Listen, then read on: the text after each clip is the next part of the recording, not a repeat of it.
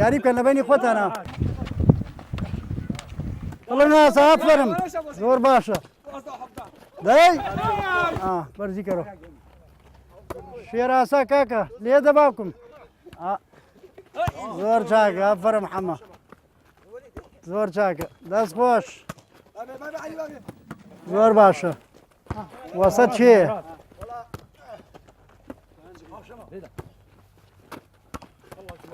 زۆر جوانە ئافەرم هیوادارم ئەوەش ناو دژمنان پێچی خۆتان و هیمەتان لێرە خۆتان زۆر هیلاکیش مەکەن بۆی سبەینێ ئیشەکانمان بەڕێک و پێچێ بڕوا بڕێەوە ئەمە لیاقەیەکی بەدەنیە بۆی بەیانی زۆر هیلاک نەبن زۆر باشە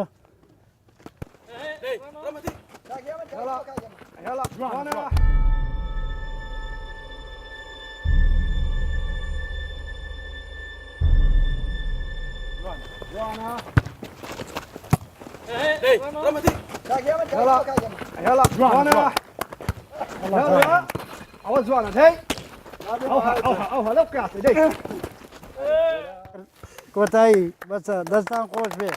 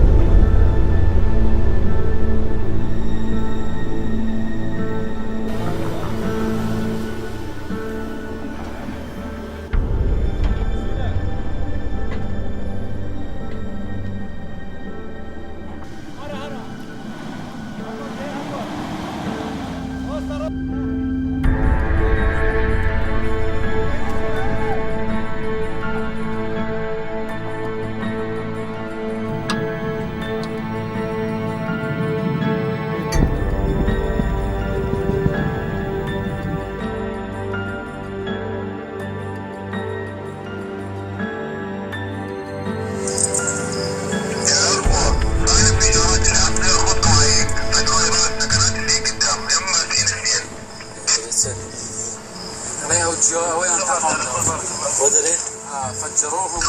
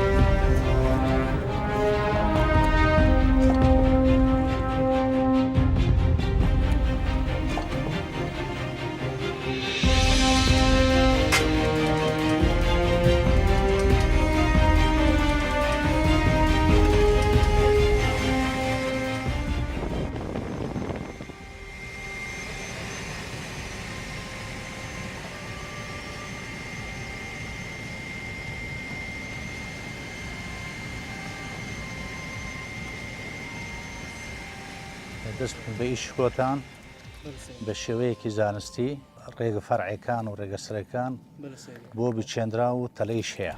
یەکەم ئەرکی ئێمەی ئەوەیە کە کەنیسەکەی پاک بکەین لە بۆمبی چێندرا و دوای ئەوەی دێن دەوروبەری کەنیسەکەی پاک دەکەینەوە لە بۆمبی چێندرا و دەست پێەکەین بە پاکردنەوەی دەوروبەری کەنیسە کە برا مەسیحەکان دوای کە پاک بکرێتەوە باتنایە بگەڕێنەوە سەر جێ خۆیان و بەبێ هیچ شکارێک و ئەو مەنتەقە دڵنیا بن کە هیچ بۆمبێکی چێندراوی ناوینن.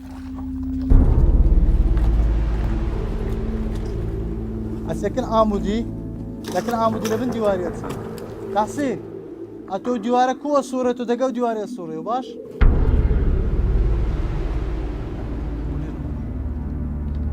ئەوەرە تا بۆیە بینی کاسکە ئەگە بۆیدانە بکاسکە بۆیە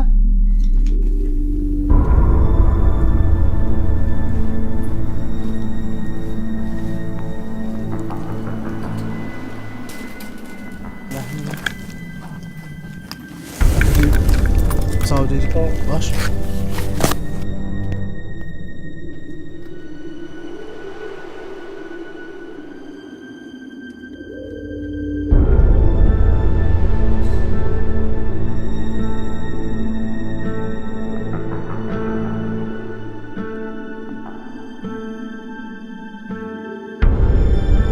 نەی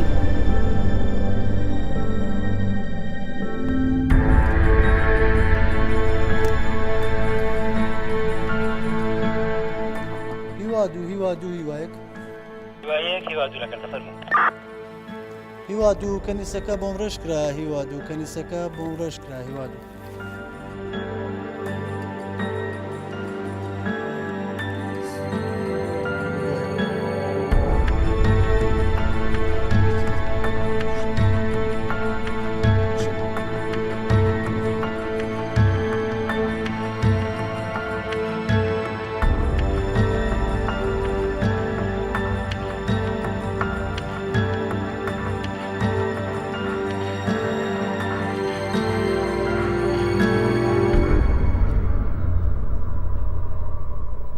یەکوەر ئەو بە بەنە دەرێک کاکە ئەو پوچەل کرایتەوە ئەو پوچەل ما کردووە بەر دەرێک وەرە بەرێ وەرە ئەو بە دەرێک بەسەر بەسەر بی بە دەرێ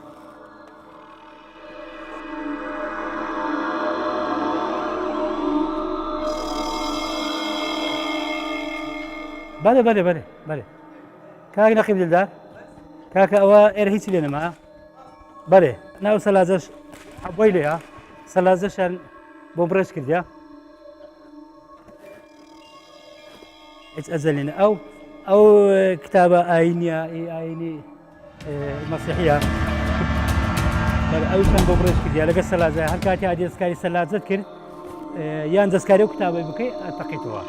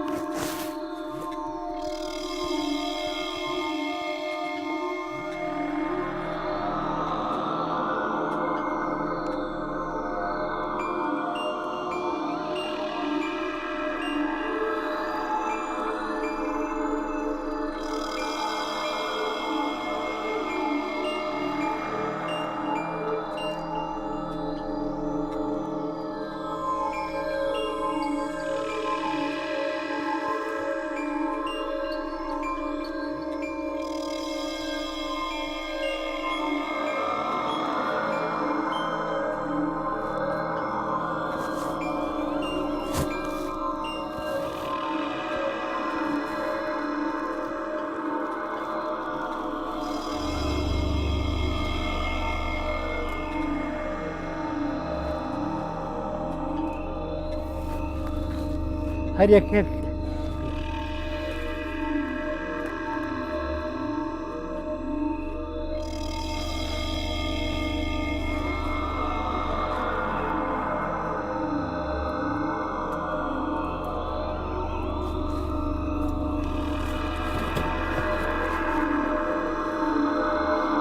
لكن لكن جاري نفر كل رباعي نفر كل رباعي وبا بلد السلام عليكم لكن فوق كل تكسر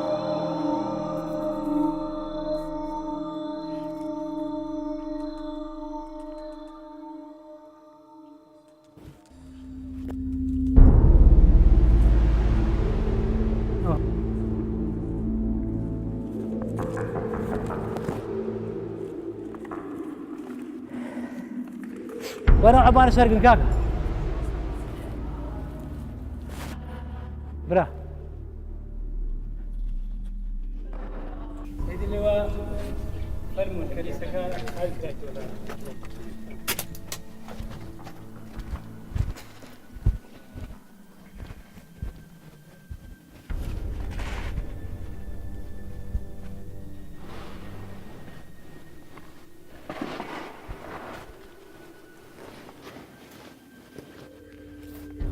دەستان خۆش بی تاکید بوون هیچ بۆمبەک نەماوە لە هیچ جێگایەک سيدي هم هلا وابا دەستان خۆش بی.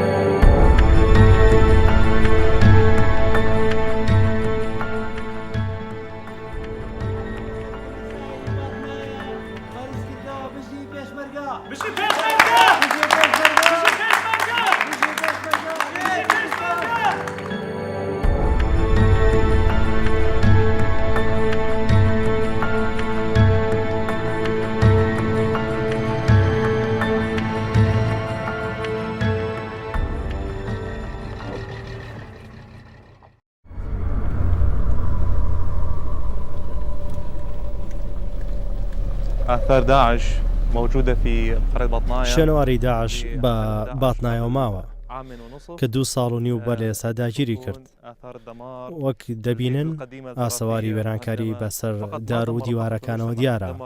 تەنیا خانوو و کۆمەڵگیان وێران نەکرد، بەڵکو شوێنەوار و مێژوو شارستانیەتیان وێران کرد. وەک دەبینن ئەوەی لێتان دیارە ئەم ماڵانە هەمووی سووتێنراون، کەنیسە و ماڵەکانی دەوروبەری هەمووی وێرانکراون و سووتێنراون. ئێستا با بچینە نێو کەنیسەکە و دەبینن کە وێرانکاری زۆری پێوە دیارە. هەموو ئەمانەش تاوانن دژی مرۆڤایەتی و شارستانێتی گەلان و ئاینەکانیان. ئەگەر بچینە پێشەوە زیاتر وێرانکاریەکان دەبینن. إذا تقدم راح تشوف هناك.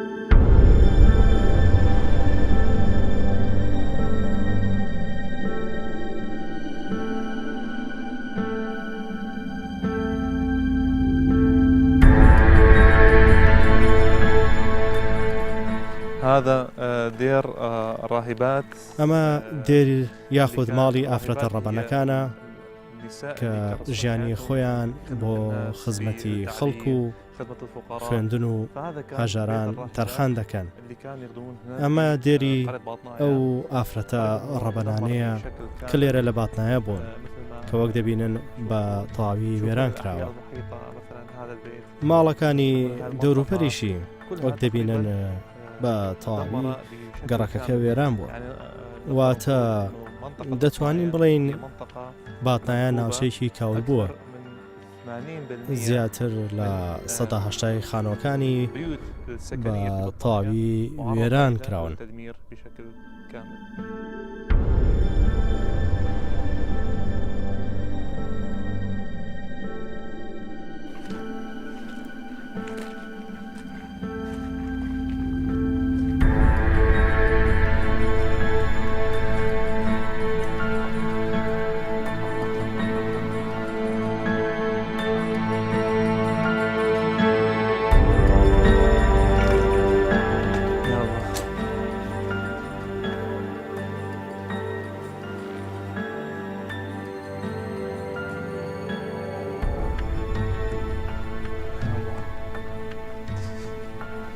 يا الله صبرنا يا ربي.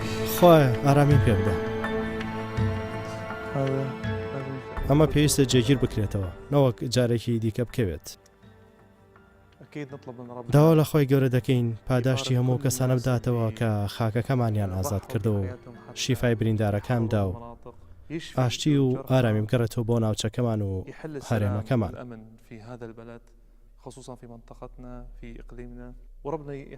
خوا خێزانەکانمان بارامی و ئاشتی بپارێزێت. ئەم پەرزگایش ئاوادان بێتەوە و ناوی خۆی مەزنی تێدا بەرز بکرێتەوە و ستایش و سپاسگوزاری تێدا ئەنجام بدرێت. هەروەها بۆی لێرە و سپاس و ستایشی خوای گەورە بکەین بۆ ناز و نیعمەتی کە لە ئێستا و لە داهاتوودا پێمان دەبەخشێ. ئەمە نزا و پاڕانەوەکانمانە.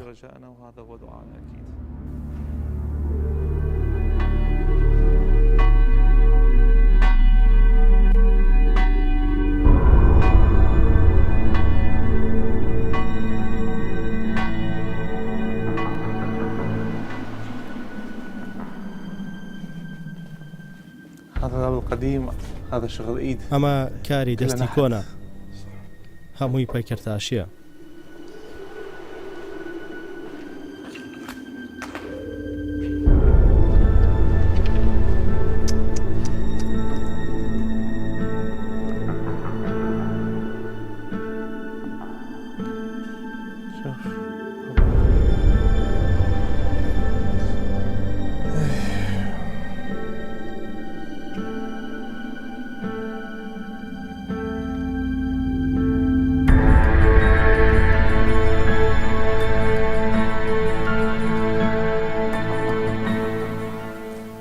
بس هاي أكيد هم رسالة نوجهها للعالم. بەڵام بێگومان ئەمە پامێکە کاڕاستی جیهان و دژمنانی وڵاتەی دەکەم کە خاوەن سەربازی واین کە هەست بە ئارامی دەکەین لە نێویاندا.